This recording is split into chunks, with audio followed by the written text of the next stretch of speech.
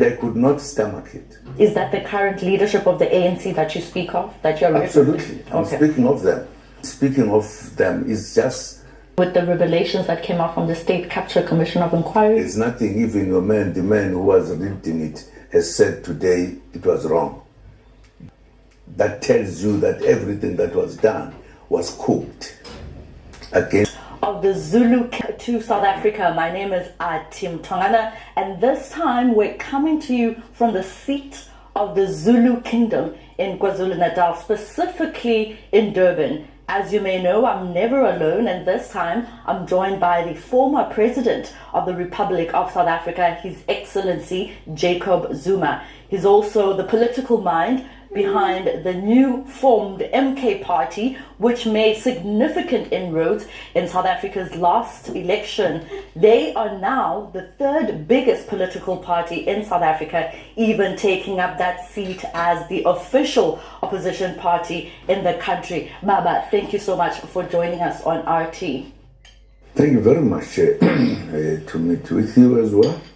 So, as I mentioned, the MK party making significant inroads in South Africa's general elections. What are your plans? And perhaps let's start with what you think the biggest achievement of the MK party has been thus far. I'm sure if we were to tell the truth, MK is the youngest political party, just 1 year old. But it has been able to attract the feelings and wishes of the South African population. The very fact that we are now a formal opposition, that tells you a very good story about Mkhonto weSizwe. So what are your future plans going forward, especially... Very simple, to take over the governing of the country. That is our immediate objective that we want to make as soon as possible. You're a prominent anti-apartheid political figure in South Africa who's been part of the African National Congress, which has recently expelled you from that political party. We know that you've challenged this issue. I just want to get what your views are, because globally, you have been known to be part of the ANC. Well, there's a long story about that. If you ask that question, you are producing, we are making me to produce a very long kind of an answer. Firstly, as we have said, I joined the ANC at my young age. In fact, it was even before qualifying. I lied to the people who had to make me a member of the African National Congress. I was very young, just 17, when I joined. The reason why I did so, because the ANC is an organization that was established to liberate the people of this country. And it was established by the greater leadership of the black people in South Africa. When there was a clear apartheid kind of behavior that emerged from the British and the Afrikaners after the Anglo-Boer War, it became very clear that the whites who had come to South Africa were taking over the country in terms of governing it, doing everything. And the black leaders in South Africa, which included, among others, traditional leaders who were in charge of the country that was taken from them. But secondly, the pastors who were preaching here, as well as our learned people who came together to say we cannot be taken out of the participation of running this country as the whites had decided to do. Those were in the leading part of this were the British, who had to plead with the Afrikaners to allow themselves to take out the black people from any leadership thing in South Africa. And it was a serious matter that led the blacks to say, let us establish one party that will defend our own kind of interests. And that's how the African National Congress was established. And therefore, everyone was a member. Later on the year, because life is life, I'm sure there were other political parties that emerged in one form or the other. But the first thing was that we should be out of any activity that determines those who must run the country.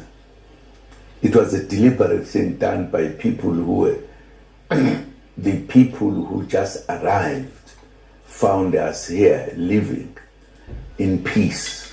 And that's why the struggle had to start in a different fashion at that time. Now, if that is the case, the ANC therefore was my organization. And I grew within that party. And I fought. And I joined the army when the army came to fight, which was now more the Afrikaners who were now saying, after they won for the first time the elections, they said they were going to apply what belongs to them in terms of their beliefs. That a black man is a black man, is not a complete human being. Only whites were real human beings. And that led to us leading to an armed struggle, to fight. In other words, almost to go back to where we were defending our countries from the beginning. It's a long, very difficult and painful story of this country. Now, once that was done, then they indeed increased what was called, popularly known, that the life in South Africa between black and white was strengthened to make the blacks feel the pinch, feel that the people who were white were superior, we were inferior in whatever way. And therefore ended up with a situation where there was a thing called apartheid. Now there was dividing the whites and the blacks, that they cannot be the same. And there are a lot of details how oppression increased from what the British would have made a kind of a thing that you were sort of just saying, you are here, you are with us, but you are under us, that kind of stuff. That led us to become freedom fighters and struggle and become soldiers and everything. It's a long, what to call. The main thing was that South Africa must be free. We must be equal. We must have everything in the same way as the white and the blacks. And it took a long time, I think the longest struggle in the continent of Africa. We became the first to start. We became the last to be, so to speak, free. The idea was to have South African free, fully, equal to everybody. There's a way these things were done. For an example, when there was a decision that we should be free, should be equal, a lot of difficult things were said. For an example, to say that let there be negotiations, which was never done when our country was taken. There was no negotiation. It was taken by force. But given the passage of time, we had to deal with that. When we went for negotiations, and perhaps unfortunately or fortunately, I don't know, I was made to be one of the people who were part of starting that as a result of the decisions taken, and therefore agreed that we are going to negotiate. In other words, we are going to find a way where we could live together. But as we were negotiating, the time had been too much. The wars had been too bitter. And therefore we had to sit and talk. How are we going to negotiate? And I think we agreed that we'll negotiate. And after negotiating, we will make the country come together, because we've been fighting, killing one another, arresting one another. Many people had died in jail, in battles or whatever. A decision was taken, supported by the world, that we need to bring peace and put South Africa back to where it is supposed to be. As a result of that, we decided the first term would be very difficult to deal with, because the anger and the problem among us was too deep. So we made the first term to be run in terms of government in the country by all of us, black and white. Parties that will win a particular number will then be the ones who will be part of a government that will be put together. We called it government of national unity. In other words, we're trying to unite these people who have been fighting for years. In other words, even the manner in which the agreements will be soft, to allow us to come together, to accept that we can live together. After that first occasion, we'll then allow the party thereafter, after the first term, in the second term. The ANC. The party, whichever at the time, we did not know because we hadn't won. Whoever will win will be the one who will then determine how this country is run. And the party that emerged was the ANC. ANC, in other words, had its own policies, every other thing, that once we are in power, we will rule this country the way we want, which will be good for everybody else. Then, once we came there, the movement to change was very slow. But nevertheless, everything times we needed to give it time, etc. I personally felt we were not rushing to change. There are things that are written in the serious documents that we, when we are in charge of the country, this is what we will do. Very little of that was happening. I mean, just to put it mildly, we ended up with an emphasis on what we call the equal rights to everybody. That was done. But it was not actually done to do it. Some of the things that were supposed to be done, they were never done. In the Freedom Charter? The Freedom Charter, for an example, is a key document. If you look at it seriously, it was equal rights that were attended to in the Freedom Charter.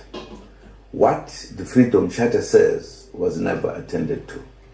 And you would have felt, therefore, that with time we are going to address the issue. But the issue was never addressed up to this day. It's now 30 years. It has never been addressed. Instead, we were going backwards rather than going forward as this organization. Now, as the time went, it was worrying. We finally ended up with a situation where the leadership that came was no longer even thinking about anything. If anything, it was reversing many, many things. That's a current ANC. Current ANC. I always forget this name at times. I feel like I'm getting a political lecture from you at this point, His Excellency. I do want you to touch on that issue then, on that ANC that you mentioned that has made this journey to this point, which has expelled you, which you were part of. You joined at an early age of 17 years old, which has now expelled you. I know you've challenged this issue, but what are your views about them actually expelling you? I'm starting like this because I want to have a clear thing, because people at times misinterpret things. Even in that one, I'm going to come, because we started with at the beginning that I'm being challenged and I'm challenging people.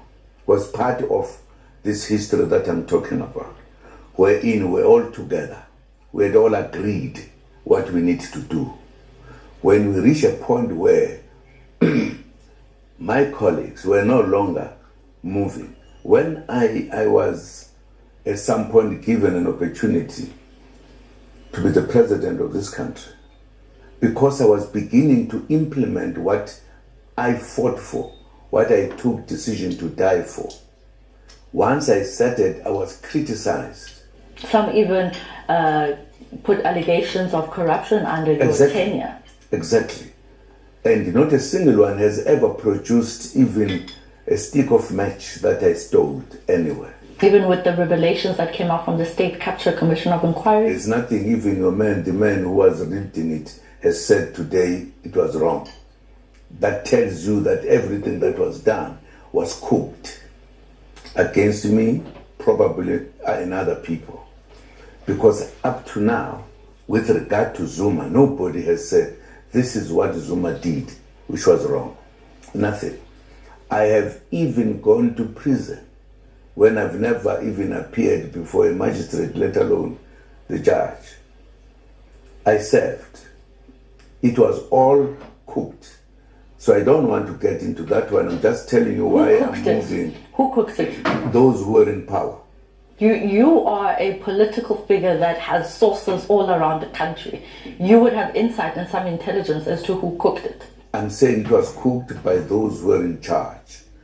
I don't want to be counting names of people, how many. That's not the issue for me. They know themselves. And those who are helping them, writing news and everybody, they also know. Let me get this right before we move on to the next point, His Excellency. Are you saying the ANC that you joined before, during the apartheid era and coming into the democratic dispensation, is different from the ANC that you see today? I was going to come to that, but since you want it now, yes, ANC that I joined is not the ANC that I left. It was a different kind of an ANC. I can say painful things about it. I don't think that is the way to deal with the matter. But to answer your question briefly, yes, the ANC that I joined, that I was prepared to die, that I went in prison for 10 years for, I went into exile for 14 and a half years.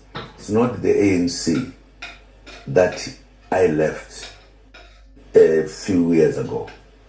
It is a fact. I was trying to make the picture become very clear. That when I joined the ANC, I was clear that I'm prepared to die to liberate my country. And once my country is liberated, how this country will be, how it will be governed, it is as clear as anything. I don't want to tell you many other things. Being the former president, I was in a conference where I pulled my hand to make a contribution, and deliberately I was avoided until I could not put across what I thought. That was not the ANC. In the ANC, every member had the right to speak his mind or her mind. That's no longer the ANC I can talk about. So I don't want to dwell in those, because it will make me discuss too many other things that are not that important. Okay. Because what I'm trying to say is that the reason why I took a decision. It's because the ANC was no longer the ANC I knew. So what is the difference? I could no longer put an opinion, even if when I put my opinion, it was put aside. And therefore, that is not the ANC. That's not the believing of the ANC that you can be deprived of your views as it is. I wouldn't want to get into that, because the point I thought it was important was to say we reached a point where you could no longer do what you were doing when we were ready to die, because you were no longer allowed to speak. The kind of leadership that emerged were wrong leadership. Perhaps if you'll be still around when I write my book, you must read it. I might be saying more things in details. What happened to the African National Congress of Tambo Mandela. So what is the difference between the ANC then and the MK party? No, before getting there, I want you to head it nicely, because you just know that and not know any other thing. I made all the efforts. I did not just walk away from the ANC, because I still wanted to correct it, because it was an organization I trusted. But the people who were leading were no longer interested in that. They were doing another type of running of the country outside the serious policies of the ANC. And I could not stomach it. Is that the current leadership of the ANC that you speak of, that you're Absolutely. I'm speaking of them. Speaking of them, it's just 2 years I've left them. If not 2, I'm getting to the second year, first year. That is what I'm talking about. They moved off the policies, the things that the ANC was established to do. And they were no longer listening if we wanted to say, can you put this thing right? I then took a decision to continue fighting for a complete free South Africa, because the ANC was no longer the ANC. We can now call it Gogo. You know what it means. Grandmother. Grandmother, exactly. Yeah. Because, in other words, implementing the policies of the ANC was no longer the issue. The issue was to reverse it, including the poorness in the leadership itself. What they were saying, what they were talking about was no longer what we know. It's interesting that you mention the policies of the ANC, which is now in a government of national unity with the Democratic Alliance that has different policies from the ANC. What do you make of this government of national unity? Is it reminiscent of that negotiation, a period which you alluded to, which you mentioned as a soft agreement, so to speak? I wish I was just talking, not you asking many questions, because I'm coming to all of those questions, but there are good things we may not understand. Because if we talk about government of national unity of today, we are talking about many things that happened even before the ANC chose to take the enemy to be the comrade. Because if we jump, and I don't think we are going to get what I would want to, why I took a decision. The decision I took is not a small decision, it's a serious decision. I wouldn't have taken it. I respected the ANC. The very fact that I've said I remain a member of the ANC is a story of its own. Why would I do so? I thought I would go through a little bit of that so that when we come to this, we understand exactly what has happened. Firstly, a very funny president came in, very funny man, who came from the working class, as they call it, right?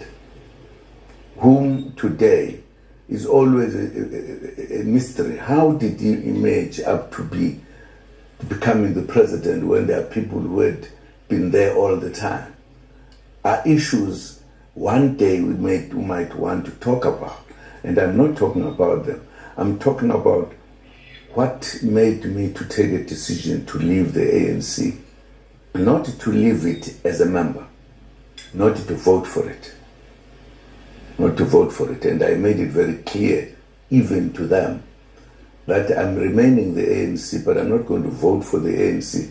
I'm going to vote for the new party, Mkhonto weSizwe Party, because they have deviated from the policies of the ANC in many respects, which, as I said, when I have time to write, I'll write to explain this for the sake of our history, because they moved away. But what is critical is that when it was difficult to do anything, I had no alternative but to continue to finish the liberation of our people. And that's what I decided to do. And I gave it a very serious thought, which at times our friends would not understand, not only outside of the African space or whatever, that in fact it was very difficult. But people who might not have been with us, they wouldn't understand why will a man like Zuma, who was ready to die, who went to prison and did everything for the ANC. For the ANC. But the ANC is an organization for the people of South Africa. If the ANC begins not to take attention seriously of the people of South Africa, then why are you there when you're not a leader? Because if I was still a leader, I would have said, okay, I'm now going this way. But I knew when I was a president, I was made to leave that office before I could finish, because those people who were doing that to me were clear that my being the president, I was quickening the process of changing or also implementing policies. And my comrades decided to conspire that I should leave before I finished, because I was messing up whatever that was in their minds. So it's not like something that happened now. And that's why if I talk about this, it's not a matter of just going over and not explaining what happened so that somebody will understand.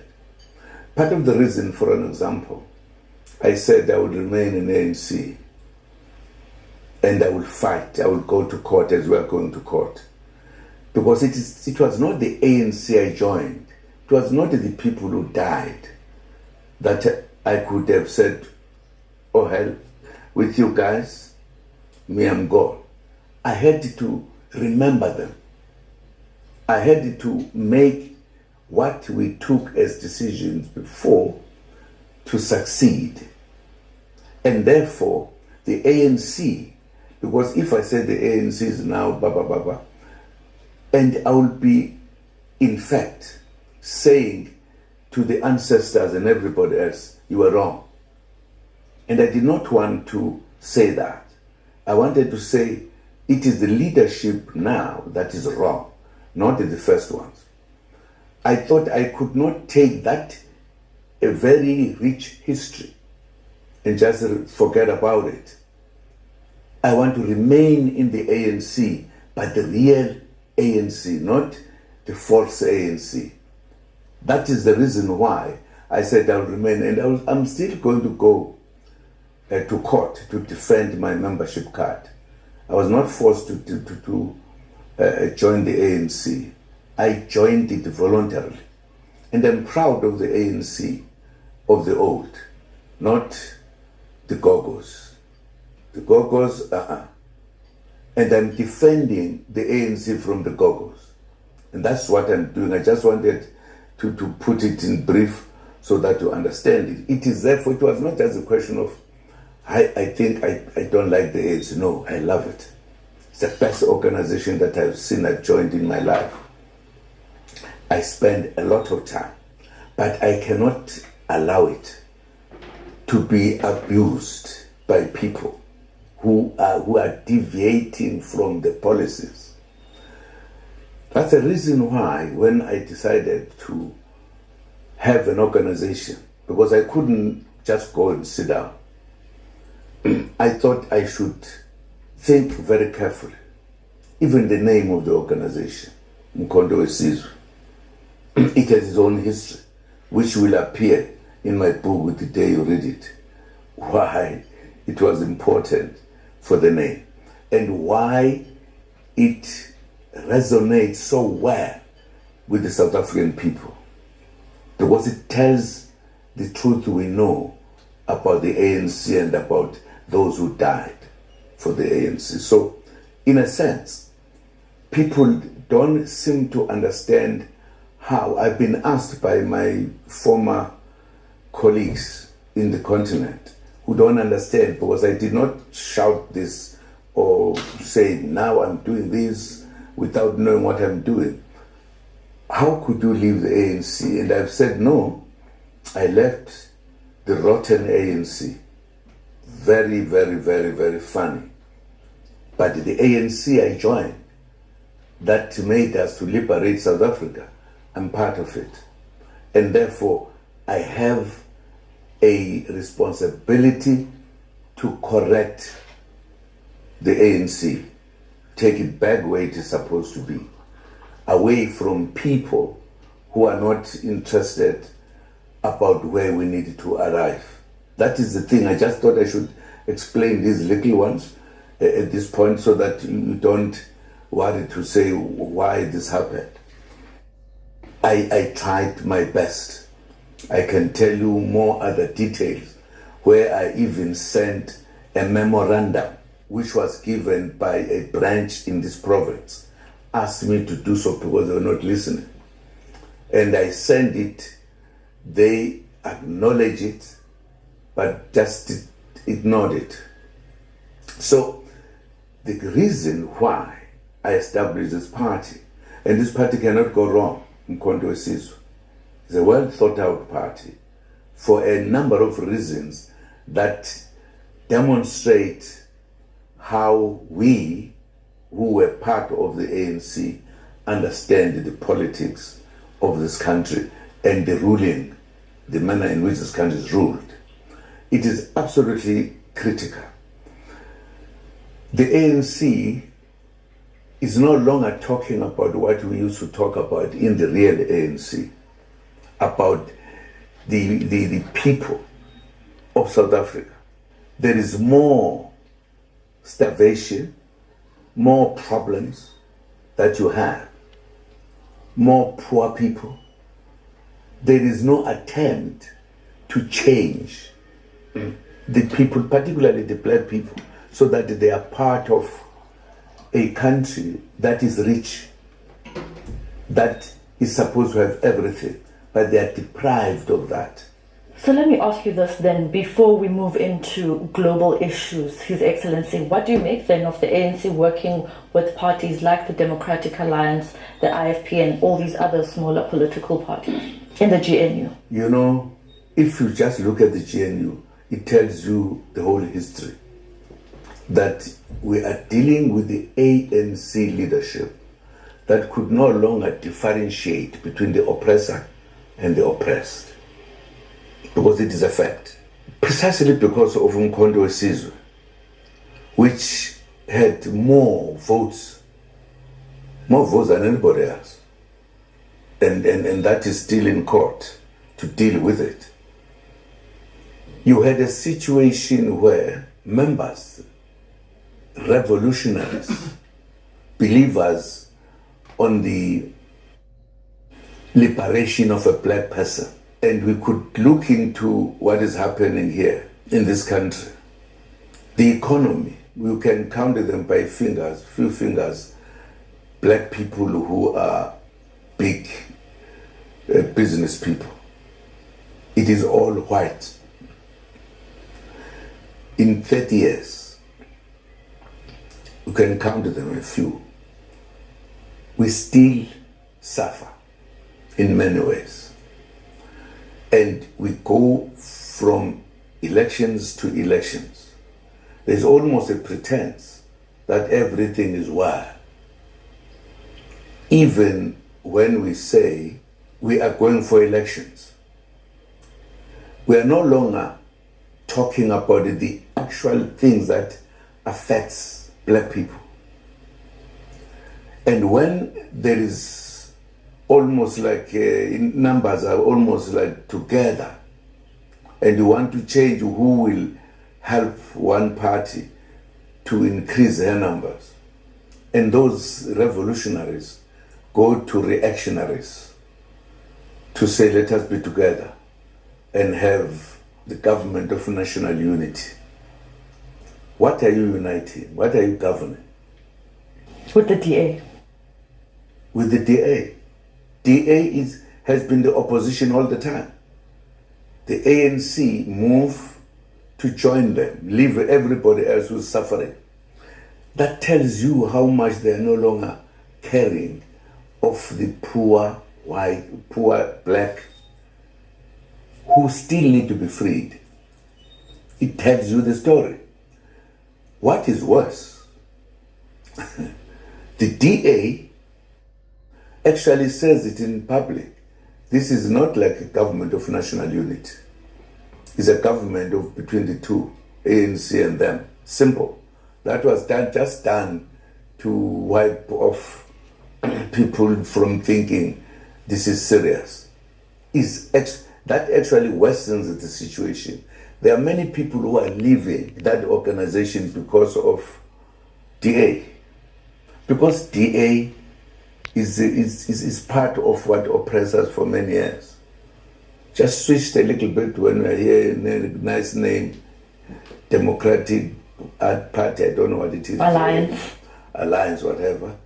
That in itself must be telling somebody who can think that this is a fast. It's not the real thing. It's not there. People who are there are finding a way out, the way out.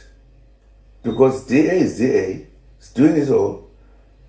Mlumpe, have you name into this? It's a white fellow. In fact, it is, in my view, a disappointing thing. Because you take those people, they know nothing about how you work for democracy or whatever. And they represent us all over the world. We who disagree with them a great deal, we now disagree with ANC. Totally disagree. Decision that they took, it's not a decision which represents us as the majority. It represents them, a black minority working with the whites. It's not us. That is why it is our wish that our friends out there who knew the ANC and knew us, who are now in the Mkhonto Sizwe, must be looking very carefully and be sure that they get the information. Well, the fact that people say we are free, I don't know how much we are free in South Africa. I can tell you the long story about this country, that there's nothing that has changed. If yes, very little. The people who were being put in the rural areas, starving, our freedom just allowed them to come to town. To be even worse, they live in things that you can't want to live there. It was even better because the quantity of that was not there before freedom. Yes, there were small little talkies where people were sitting, blah, blah, blah, but they were smaller. After freedom, there is more in town. The visible of starving is more than when we're free, in terms of the numbers in the cities, etc. So people can decide to mislead people or whatever, but the reality is that we are in trouble. And we, some of us, cannot wait for that. We want freedom that is full freedom to black and white, to everybody in South Africa. We eagerly wait for that book, Mr. Zuma. So let's move to global politics. Just fearing them. Right. So some statistics reveal that in the past 15 years, the related terror attacks in the Sahel region have spiked. I'm saying this because I'm leading to a point, or a recent statement, I should say, that was made by the President of France, Mr. Macron, claiming and saying that some African countries are ungrateful for the assistance that France allegedly gave for combating the jihadists. What do you make of that statement, particularly as someone who was very prominent in the liberation movement as an anti-apartheid political figure? I think ever since France came to colonize Africa, it has never made it better. If I talk about France, where this statement comes from.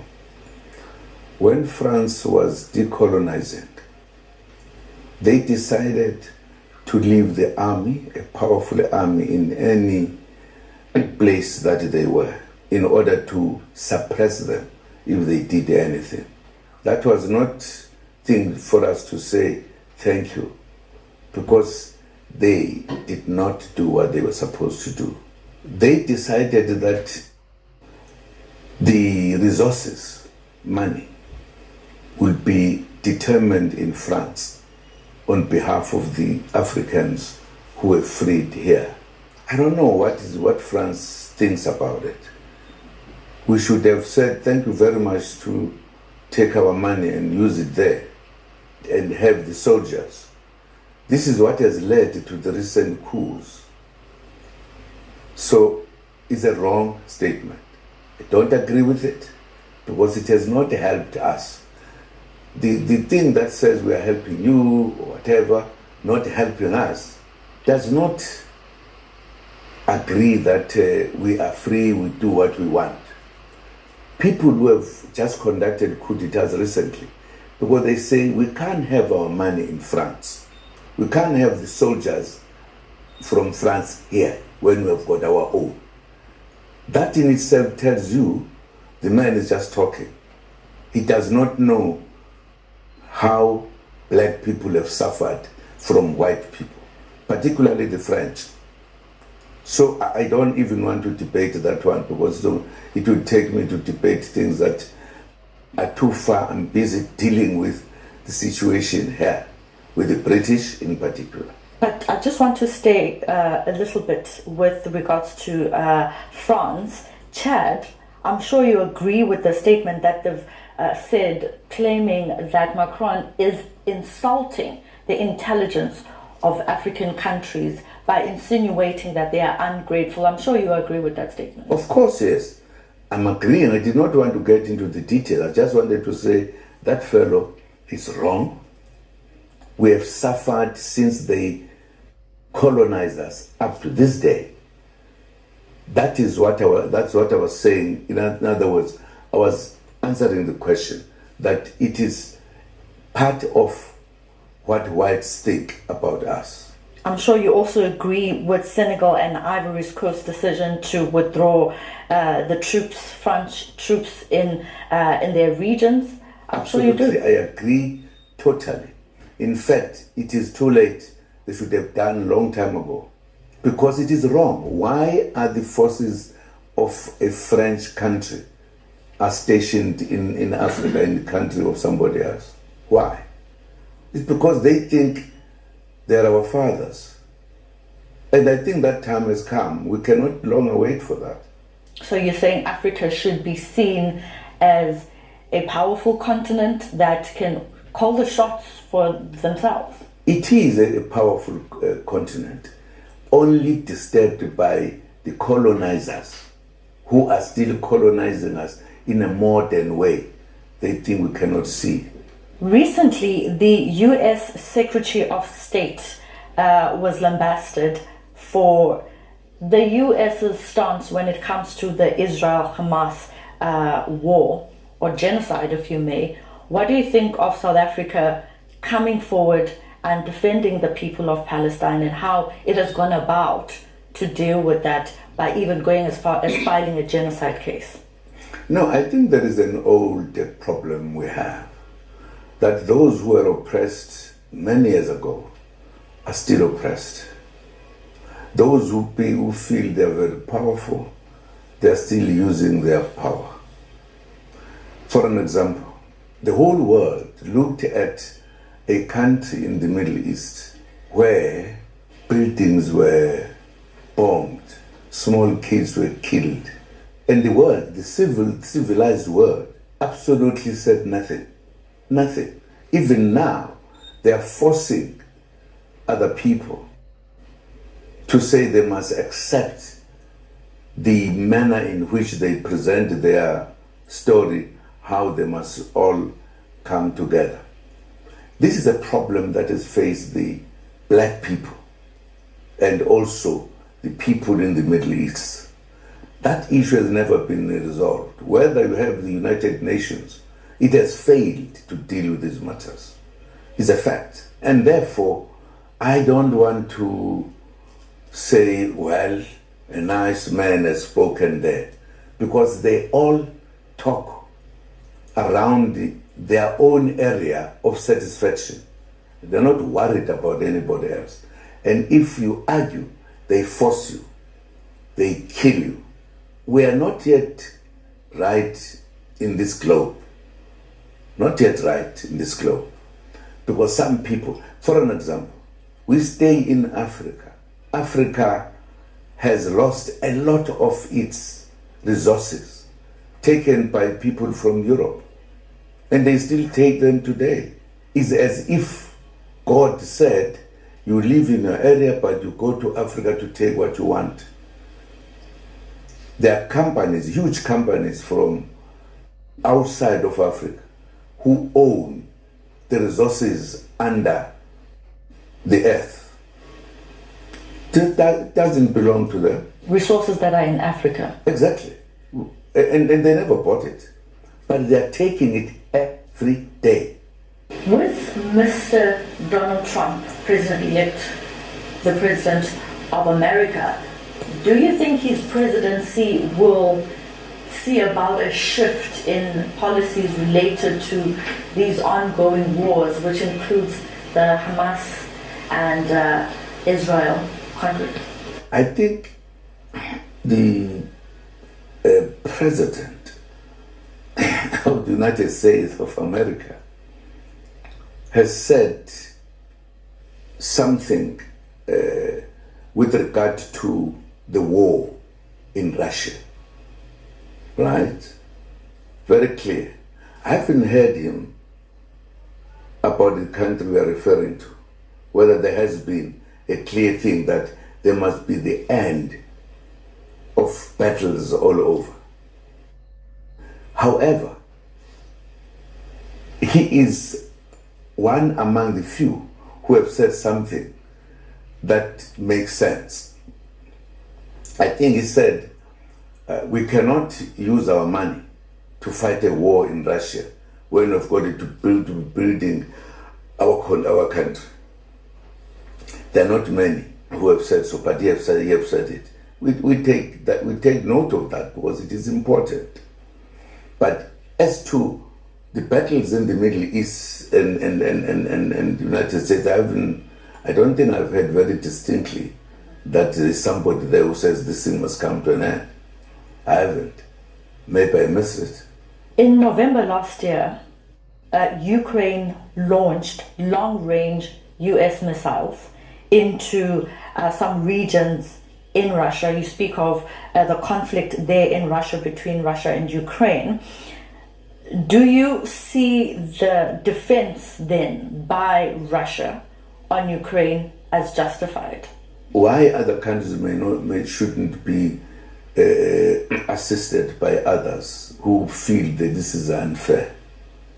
I think it happens generally in places, because whether we ask the question as you do, but there is a reality that the interests of the Western countries and the interests of the Eastern countries has never come together.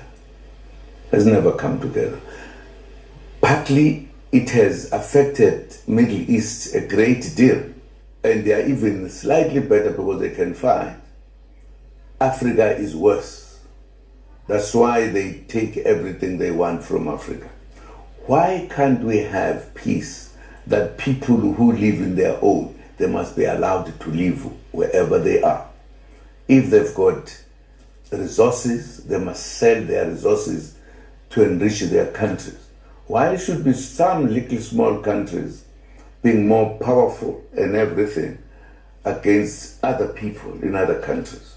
Why is the situation of peace that we talk about and ending war that we talk about, why can't it exist? Why can't we not succeed to stop the wars and everything? Who are problematic? I think Western countries are. We are still arguing what we are arguing about here because of the Western countries. Why can't they go and sit where they are? If they want to buy something here, we sell it to them. Why should they take our stuff, have it, sell it to us, do everything? Why? Was this law made by God? No. Man-made. Why? Why can't we be allowed to live where we are in the manner in which we want? If you want to have relations with them, have relations. Why should these relations be imposed to other people? Speaking about Mr. Donald Trump, he has recently made threats against BRICS members, or BRICS heads, I should say, and particularly South Africa, threatening them to impose tariff hikes if they continue their relations with countries like Russia and China. When you hear such threats from the West on Africa and how it conducts its business and how, like you say, deals with its resources with other countries, what do you think when you hear those threats? That is part of the problem we have. Part of the problem we have. Why should a country threaten countries in Africa as if he's talking to the small boys? You can't do this, I'm going to do X, Y, Z. Don't you see something wrong there? Why? Because a country should do what it wants to do. Whoever says so, that is a problem I have been talking about all the time. Because you have a country with its own resources and everything, which says these countries are my little ones. You can do this with somebody else, we are going to be in trouble. Why?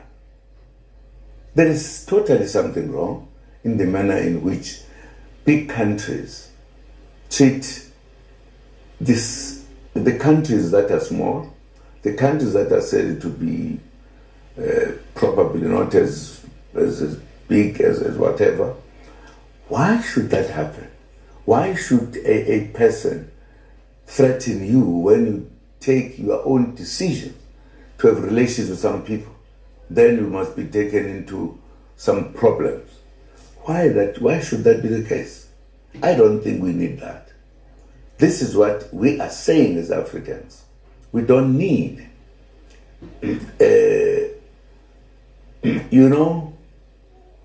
when South Africa joined BRICS,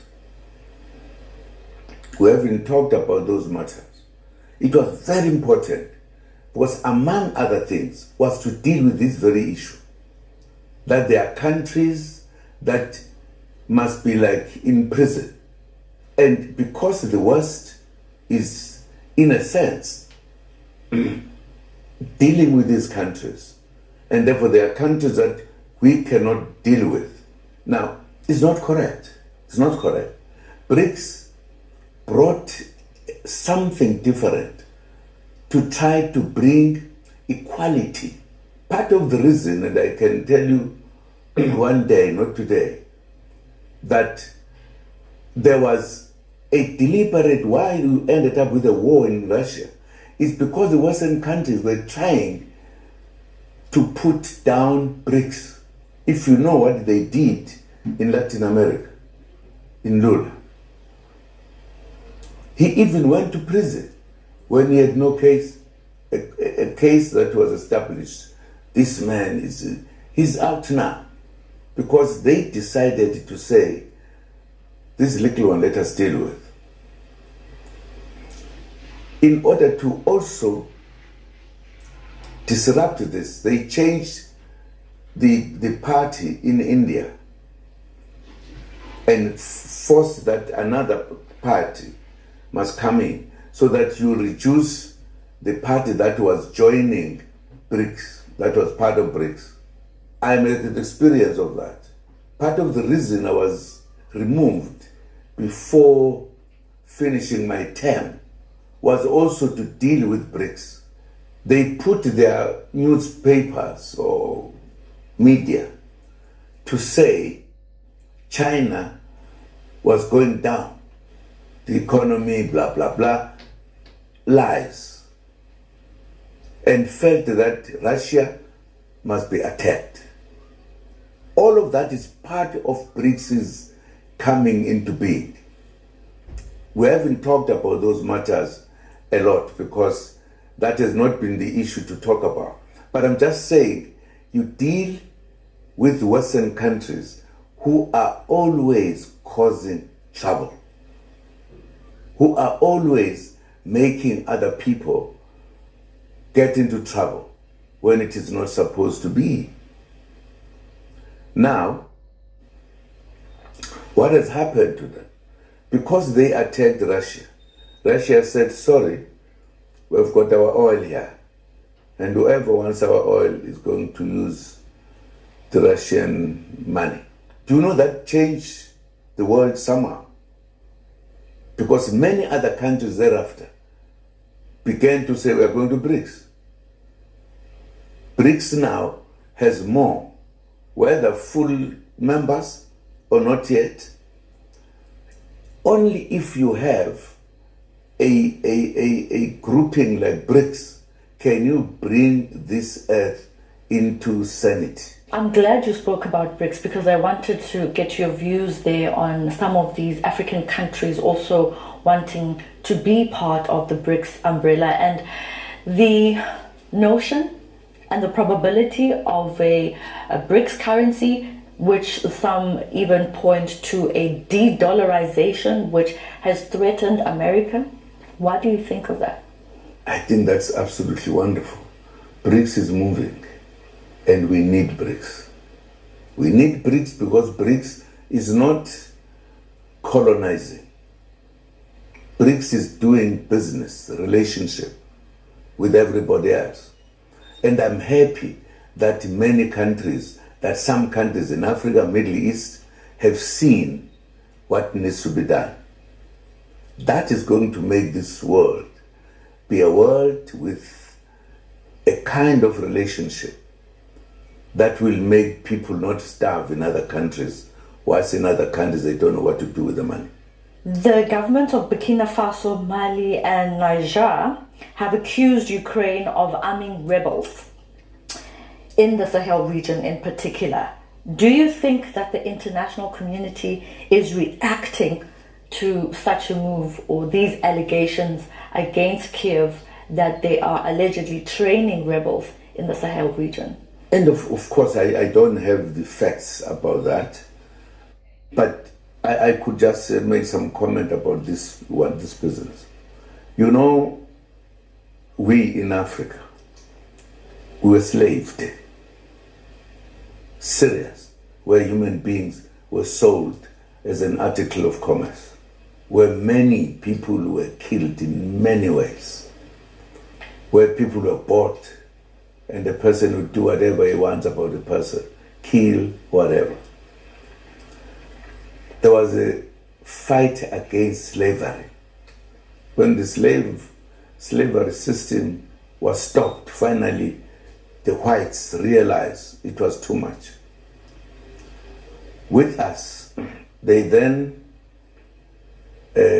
put something with a name that is a little bit,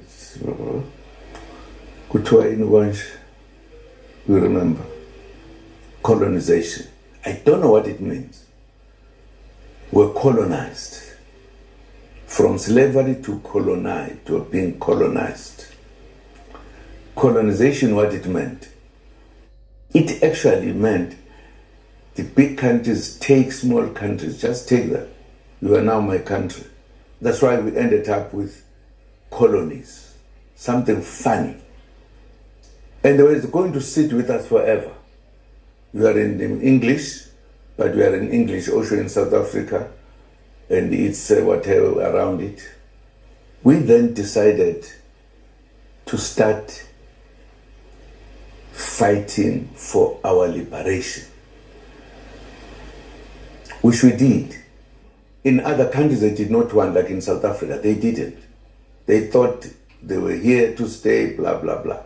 Where that ended to? Ended in a situation where we went to ask the Western countries to help us fight our oppressors here. They actually said it to us, to the ANC in particular. We are not going to train you to go back and kill our cousins and our people, whites, and therefore sorry. That's what led to us going to the socialist countries who were ready to help us. And it was the help from the socialist countries that made us to be at least recognized that we could have guns and shoot and defeat, and we liberated ourselves. In some cases, when they realized this is what we're doing, you know what they did? No, can't cover. You don't know how to govern. So we're going to give you what we call self-government to test you whether you can run a country. And by then, they were entrenching their own methods of keeping us under them. Like as we were asking the question at the beginning about the French. In fact, French went further, as I said, because they kept the money there, everything, because they think we are not sufficient human beings. I'm saying this because we face a very one-sided world. Those who are white in color have everything. Those who are not white, they must suffer. That is the problem we are faced with. That's a problem. And therefore you hear big people here talking about, telling you every other thing, as if they molded us to become what we are, and therefore we belong to them. It's not true. We need to fight forever, liberate ourselves. Our own wealth is enriching countries out there, whilst we are being starved where it is dug from. It's not an innocent thing that when we all are human beings, you happen to be at a corner where you have everything, you must then be a target. I believe if you talk about these countries in Africa saying, or even in the Middle East, we now want to join BRICS.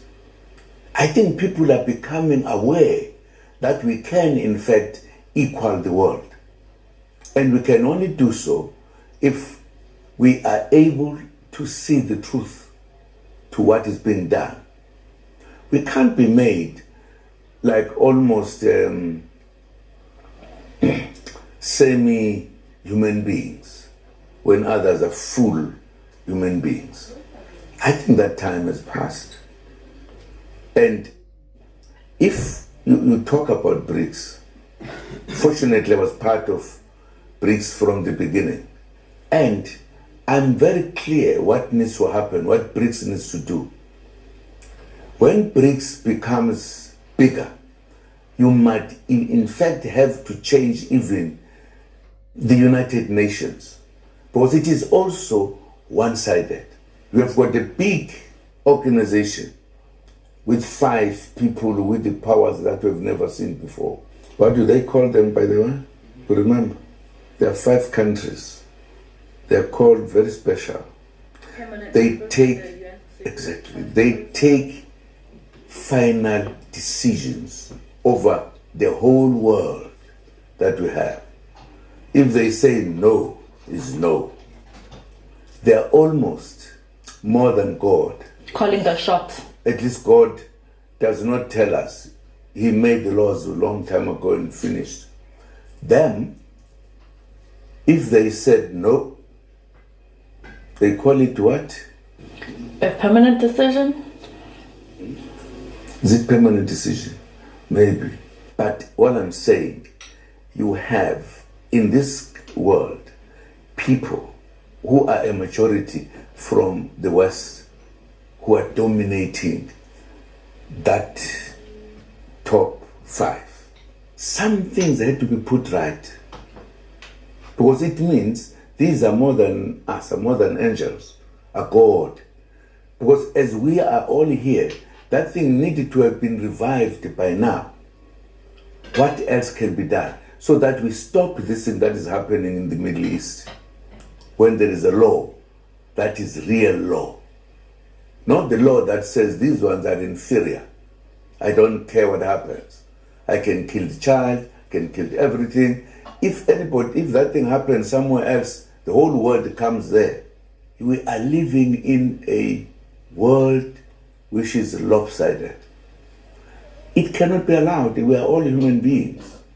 There's nobody who has more eyes and more noses and more mouths. We are the same.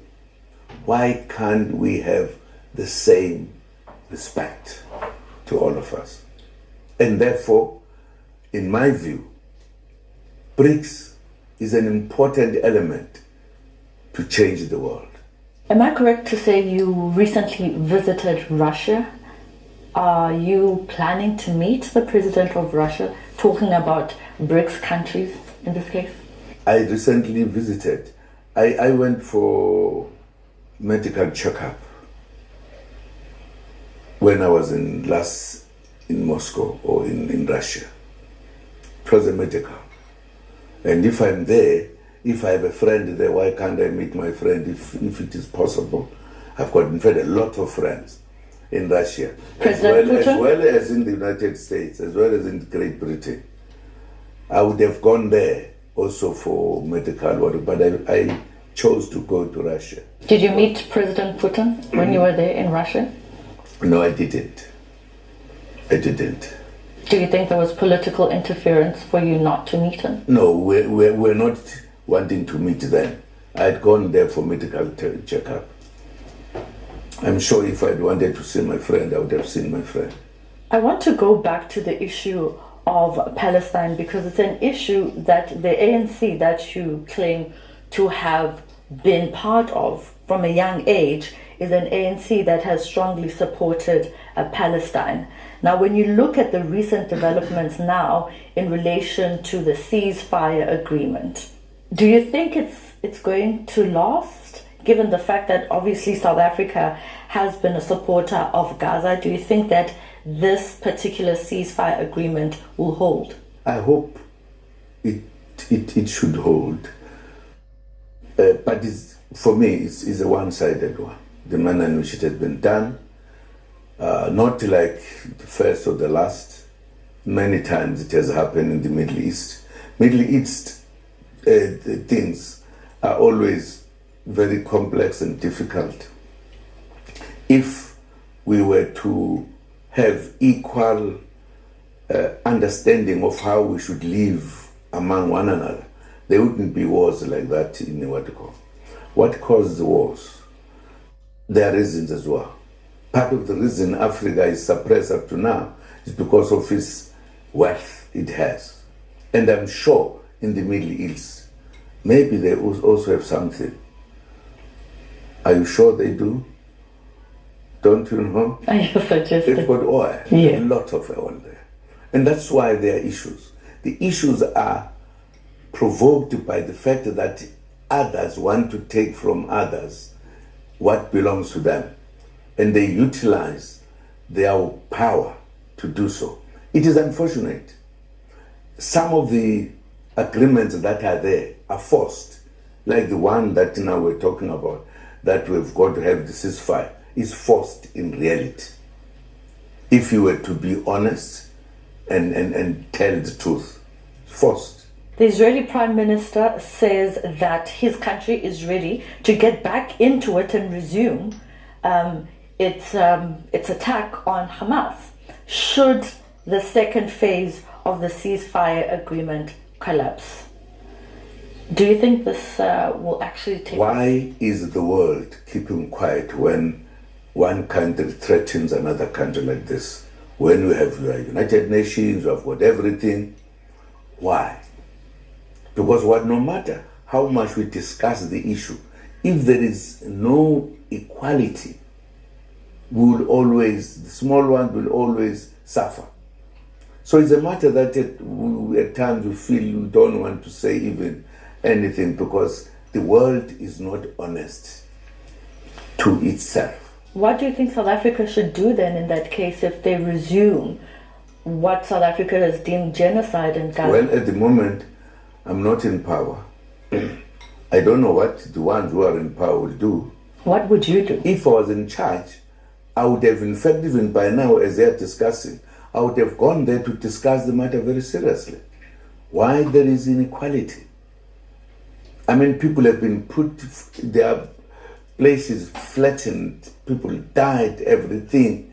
You still demand such much thing to say this is what we want. I mean, there is what you call it, negotiations. It's just negotiations. You know exactly those who are powerful are the ones who win, who even say, if this is not done, I attack. I've got the right to attack. Why should some people have that such right when others don't even have the smallest right?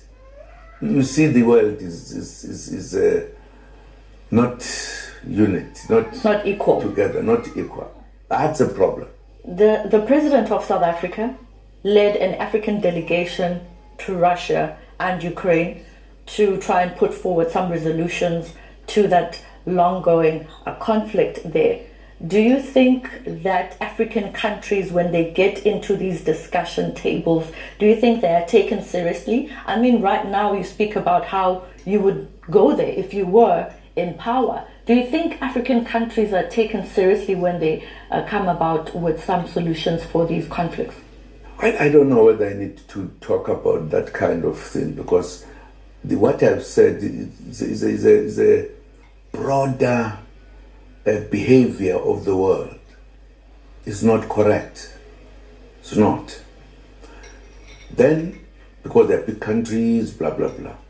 Then we have African continent, which is taken as being owned by countries from outside of Africa, which has leaders, some of which are so weak that I wouldn't want to say anything. Even if they go just a visit. Because we are talking about people I haven't heard really dealing with the serious issues of the continent or the world. If people are still avoiding discussing the truth about what needs to be done, and then go there just to go, because I believe that if there was an issue, we wanted to go there, we must go there honestly, and we must be able to say the wrong is wrong. Do you think that African countries are taken seriously when it comes to their input in resolutions for conflicts? I think to some degree at times they are. Again, it will depend what are the conflicts. For there are conflicts that big countries believe it is only them who must say something. Other people, yes, unless they are under pressure. So some are taken, but not the majority of them. And it's a pity because, as I believe, Africa is an important continent which must still jump higher to reach its real position. Because Africa has many, many things that other countries outside of Africa need. That's the reason why they were able to risk the seas to come to Africa, because they got to know that Africa has everything. But it was precisely because of that Africans were put into a place where they should not be taken very serious. Because if you have been colonized and you are still indirectly colonized, you are still a weaker factor. So that goes together with your input that you make. Is it taken serious? Because if they feel, for an example, no, we don't want this, they will do so. If they want to come and attack you, they will kill and attack you. I'm sure, just to make it more clearer what I'm saying, Gaddafi was killed because his country was beginning to say Africa must stand on its own and live in its own life. And for that, because he was talking like that, he had to be killed by the civilized Christian kind of people when he had committed no crime, except to talk about Africa, our country. Do you think Africa has what it takes to be independent then? You spoke about slavery, colonization, and still being indirectly colonized through the systems and what is actually happening in the African continent. Do you think Africa can stand on its own and stand up against big bullies, as some have put it, against countries like America that can make threats, against countries like Europe that have come in to use some of our resources? As I said, it depends what type of an issue or of a situation we're talking about. Economically. Whether economically or otherwise. Once the Western countries feel these ones now are becoming too big for their size, they will come in. And they've done so in Africa, came in on a number of times. Just before Gaddafi was killed, I was the last president who went to his country. I went there to talk to him when NATO was bombarding that country. In fact, I was given instructions as the president of this country that you fly this way, you lower your revolver, and people come from Europe tell us in Africa, and we are in charge. That tells you the story of this continent. At the end, he was killed because he was very clear about Africa. And the Western countries did not want it, and they killed him. That's a reality we have. You were recently in Ghana, and there are many developments that are happening in the African continent. Look at what's happening in Mozambique, for example. You speak of Gaddafi, who you say was killed because of his view about Africa and wanting it to stand on its own. With your political experience, Mr. Zuma, and given the fact that you now have this MK party, which is the third biggest political party in South Africa, do you think Africa would be able to come together and stand together? We've seen what is happening in the Sahel region, for example. Yes, I think Africa, at this time, we've reached a point that we can, in fact, come together. We can, in fact, put Africa into our hands and develop it. The obstacle is the big countries, former colonizers in particular. The West. The West. Who would want to keep Africa down so that they are able to benefit from Africa, to control Africa? What is left is that Africa should come together, and it's better to have a country, Africa, under our control, with our resources in our hands. You cannot, if you look at the history of Africa, try to argue that Africa is good, blah, blah, blah, when you have countries that are still calling themselves mother body countries. It's a difficult thing. I think Africa has reached the point. As you said, I was in Ghana. I think the discussion that we had with the leadership in Ghana is a kind of a discussion that has not happened in the past. The manner in which we see Africa, how we want Africa to be under its control, how Africa must benefit from the riches of the continent. I think the debate is changing, and it is a matter of time that Africa, one of these days, is going to be different. Let me just make the point here. When the former colonizing countries were faced with the issue of how to control Africa, they then concocted what was called coup d'etats, wherein they will plan, whilst in their countries, how to remove the leaders in Africa so that they put their own puppets. It took a long time.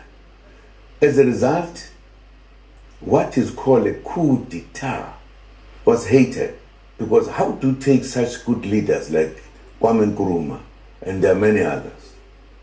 But it was initiated by the colonizers. They will buy people so that people are able to kill their brothers for their own interests. You know what has happened now? There are few coup d'etats that have just happened. As a result of that kind of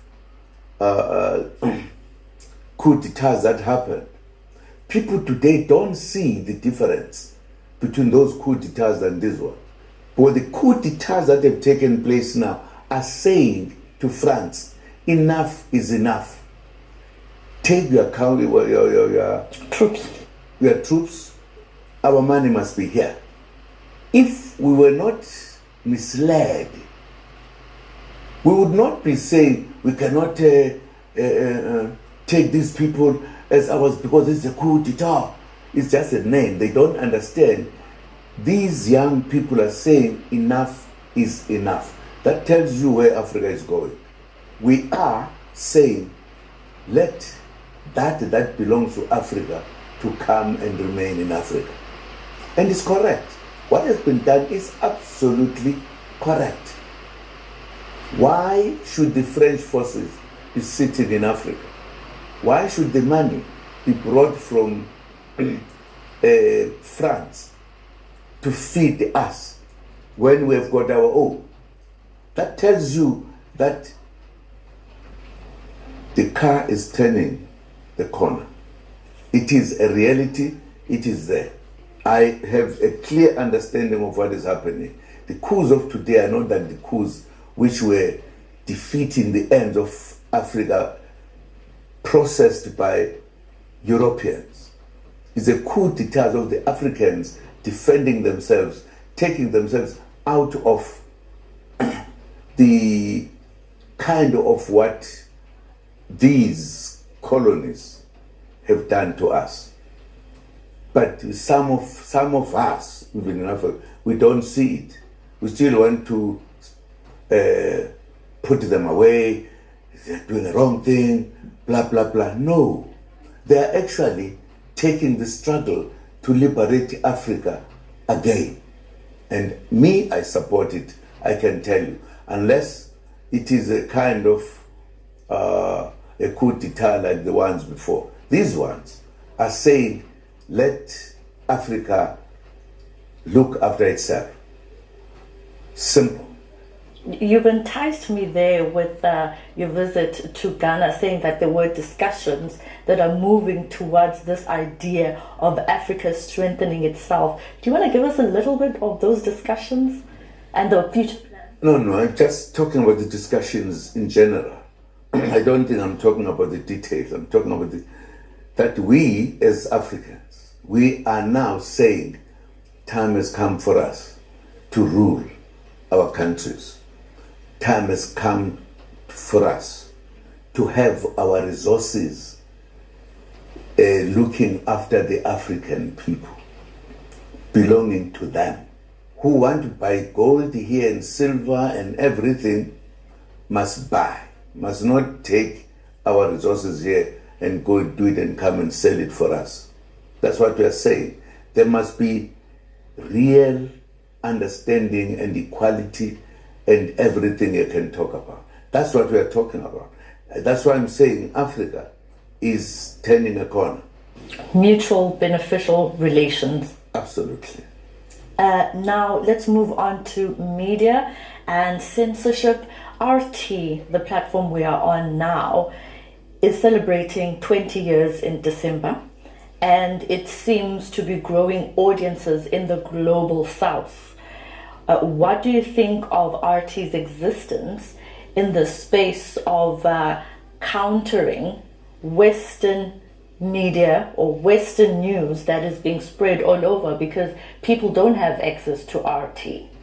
I want to get a view from you as to what you think about what RT is doing in giving the global south a voice and countering Western media. I think the question of communication has been mastered by the Western countries many years ago.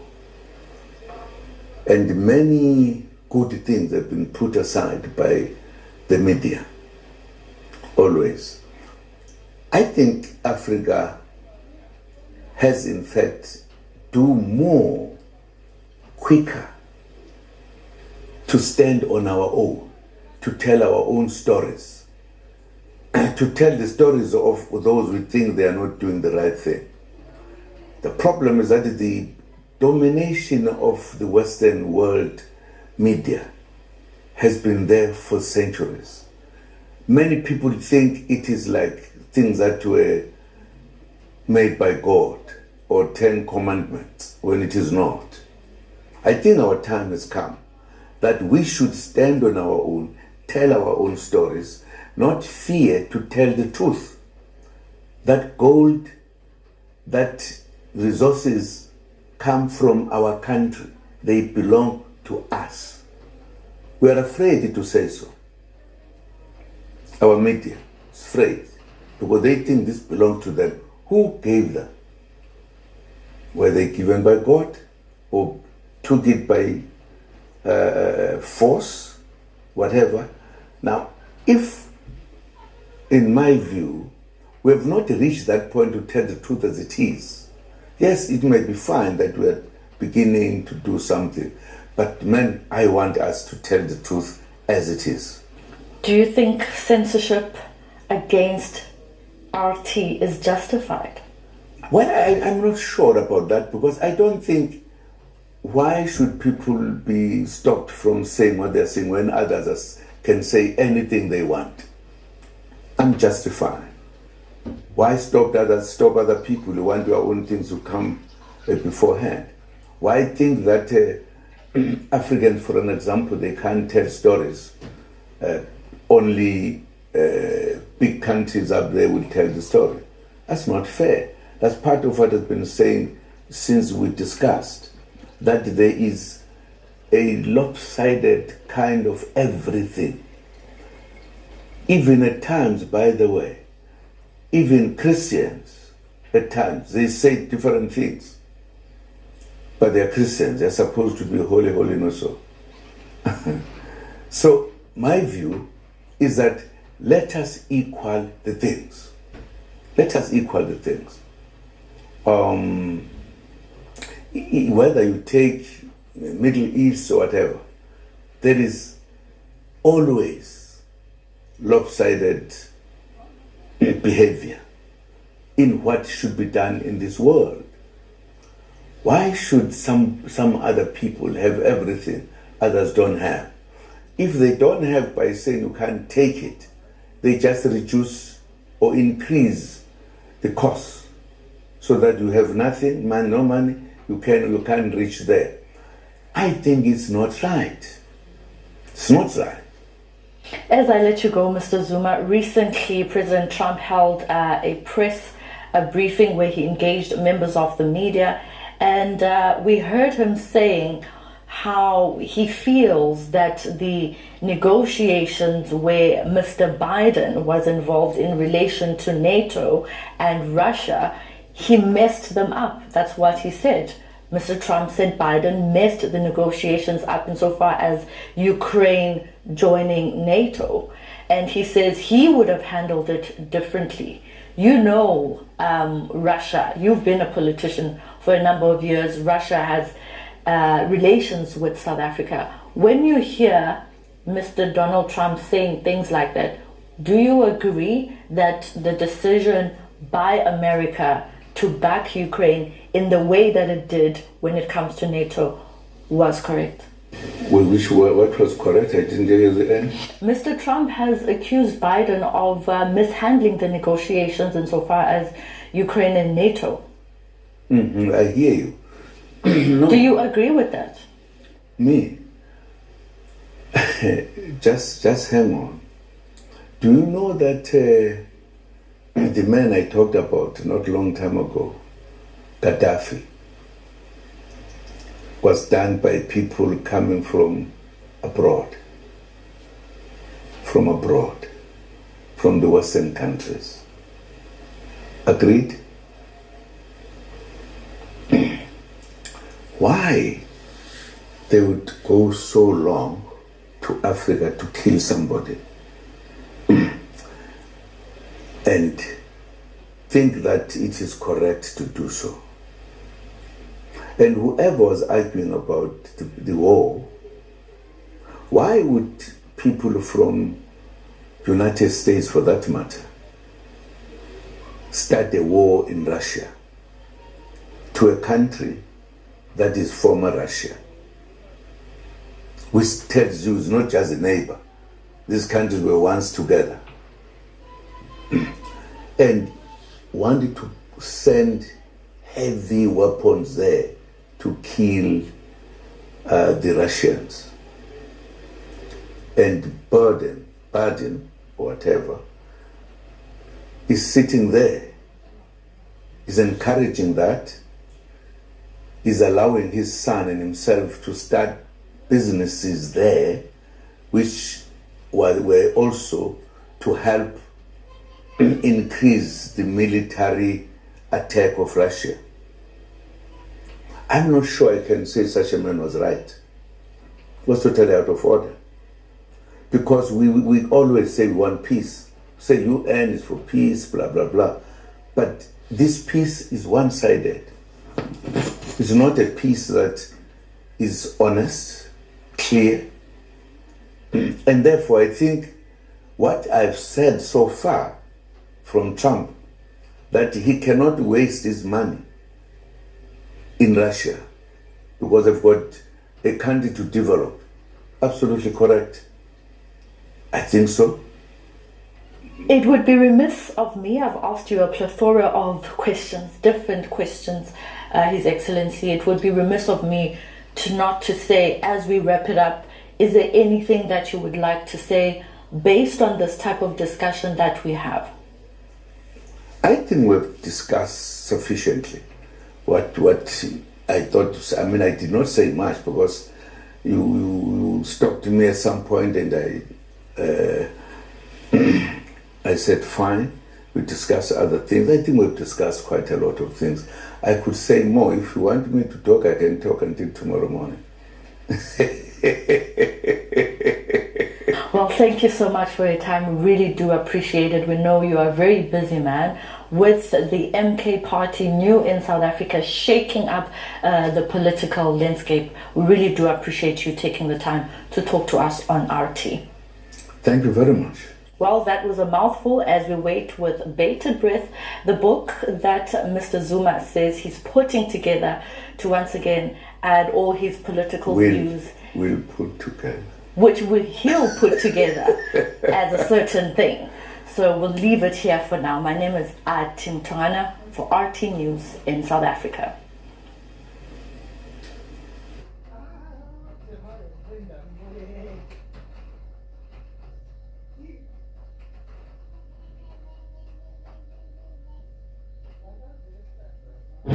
We're traders. We were born for this. Born to thrive in